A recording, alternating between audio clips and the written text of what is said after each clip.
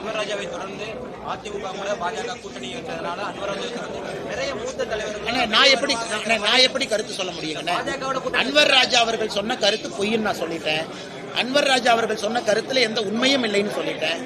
அன்வர் ராஜா அவர்கள் தன்னுடைய தனிப்பட்ட காரணத்திற்காக திமுக இணையறாங்க, பழைய பாரதிய ஜனதா கட்சியின் மீது போடுறாங்கன்னு சொல்லிட்டேன்.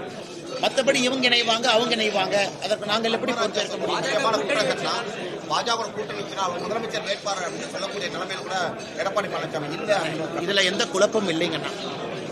இதை அதிகாரப்பூர்வமாக அமித்ஷா அவர்கள் சென்னையில் இந்த கூட்டணி அறிவிக்கும் பொழுது அதிகாரப்பூர்வமாக தமிழகத்தில் தேசிய ஜனநாயக கூட்டணியுடைய முதலமைச்சர் வேட்பாளர் தற்போது எதிர்க்கட்சி தலைவராக இருக்கக்கூடிய எடப்பாடி பழனிசாமி அவர்கள் என்பதை தெளிவாக சொல்லியிருக்கிறார். அதை பல இடத்துலையும் சொல்லிட்டு வர்றாங்க. இதுல எந்த குழப்பமும் இல்லை. ஒரு பத்திரிகை நடத்தின இன்டர்வியூல அவங்க பேரை சொல்லாம போயிட்டாங்க அப்படின்லாம் கிடையாதுங்க.